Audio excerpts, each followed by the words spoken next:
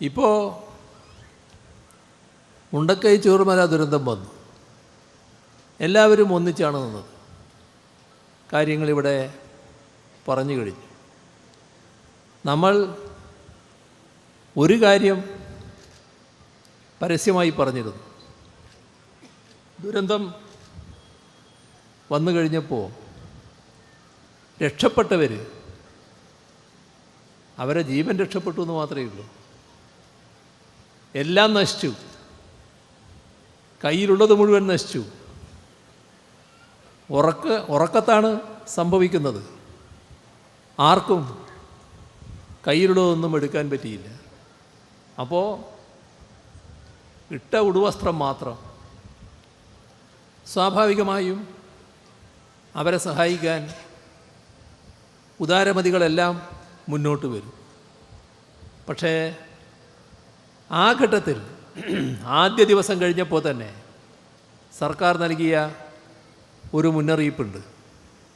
അത് ഈ സഹായം എന്ന നിലക്ക് വസ്ത്രങ്ങളും മറ്റും അയക്കുമ്പോൾ ഉപയോഗിച്ച് പഴകിയ വസ്ത്രങ്ങൾ ആരും അയക്കേണ്ടതില്ല. എന്താ അത്? ആ മനുഷ്യരോടുള്ളൊരു കരുതലിൻ്റെ ഭാഗം തന്നെയാണ്. നമ്മൾ ഉപയോഗിച്ചുപേക്ഷിച്ച പഴയ വസ്ത്രങ്ങൾ ധരിക്കേണ്ട ഹതഭാഗ്യരല്ല അവർ. അവർക്ക് മാന്യമായ വസ്ത്രധാരണത്തിന് സൗകര്യമുണ്ടാവണം.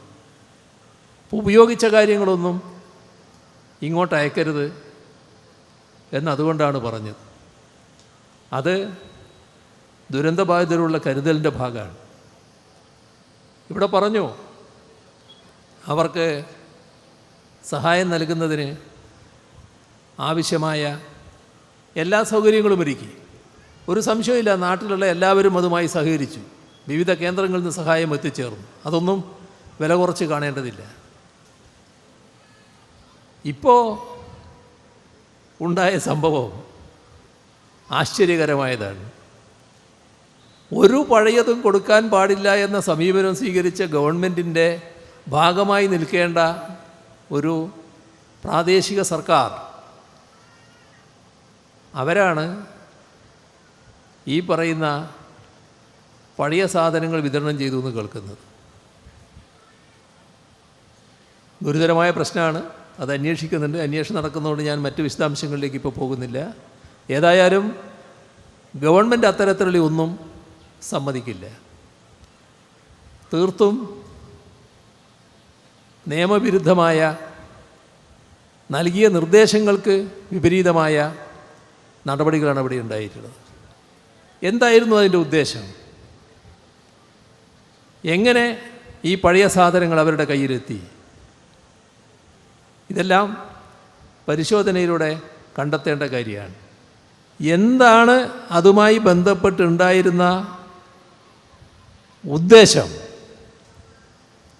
പാവപ്പെട്ടവരെ സഹായിക്കലാണോ?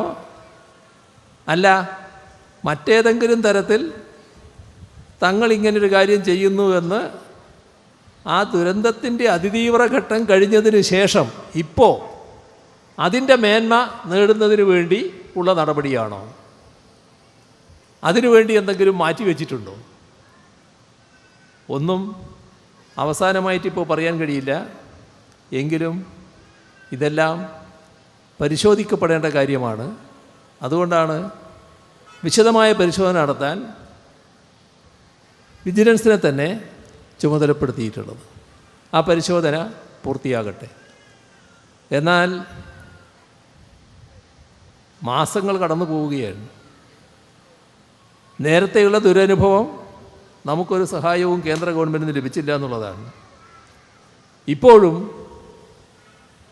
സഹായമൊന്നും ഇതേവരെ ലഭിച്ചിട്ടില്ല. നൽകില്ല എന്ന് പറഞ്ഞിട്ടില്ല. അതൊരു നല്ല കാര്യമാണ്. സമീപിക്കുമ്പോഴൊക്കെ വിവിധ ഘട്ടത്തിൽ സമീപിച്ചിട്ടുണ്ട്. പ്രധാനമന്ത്രി ഇവിടെ വന്നപ്പോൾ അദ്ദേഹത്തിന് നേരിട്ട് നിവേദനം കൊടുത്തു. ഡൽഹിയിൽ പോയി നിവേദനം കൊടുത്തു. മന്ത്രിസഭ വീണ്ടും ഓർമ്മിപ്പിച്ചു. നിയമസഭ ഏകണ്ഠമായി പ്രമേയം പാസാക്കി. ഇതെല്ലാം നമ്മുടെ സംസ്ഥാനത്തിൻ്റെ ഭാഗത്തുനിന്നുണ്ടായിട്ടുണ്ട്. പക്ഷേ ഇതേവരെ സഹായം ലഭിച്ചിട്ടില്ല. അതുകൊണ്ട് തന്നെ നേരത്തെ സഹായം ലഭിക്കാതിരുന്ന അനുഭവമുള്ള നമ്മുടെ നാട്ടിലെ നല്ലൊരു ഭാഗം ആളുകൾ വലിയ ആശങ്കയിലാണ്, പ്രതിഷേധത്തിലാണ്. എന്തുകൊണ്ടാണ് ഇങ്ങനെ വൈകുന്നത്? നമ്മുടെ ദുരന്തം ഉണ്ടായതിന് ശേഷം ദുരന്തം ഏറ്റുവാങ്ങേണ്ടി വന്ന ചില സംസ്ഥാനങ്ങളിൽ കേന്ദ്ര സഹായം എത്തിയിട്ടുണ്ട്. നല്ല കാര്യം, നമ്മളതിന് എതിരല്ല. പക്ഷേ ആ കൂട്ടത്തിൽ കേരളവും പെടേണ്ടതായിരുന്നില്ലേ? എന്തേ കേരളം പെടാതിരുന്നത്? ഇവിടെ നാം കാണേണ്ട ഒരു കാര്യം,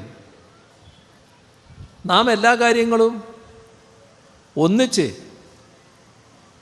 ഒരു ഭേദചിന്തയുമില്ലാതെ നിർവഹിക്കാനാണ് ശ്രമിക്കാറുള്ളതെങ്കിലും മുൻകാലങ്ങളിൽ കേന്ദ്ര ഗവൺമെൻറ് ചെയ്യുന്ന നമ്മുടെ നാടിനെതിരായ നടപടികൾ, നാടിനെ അവഗണിക്കുന്ന തീർത്തും പക്ഷപാതപരമായ നടപടികളെ പിന്താങ്ങുന്ന നിലപാട് കേരളത്തിൽ നിന്ന് സ്വീകരിച്ചിരുന്നു. BJP അവരുടെ രാഷ്ട്രീയ താല്പര്യം വെച്ച് ആ നിലപാടാണ് സ്വീകരിച്ചു പോയത്.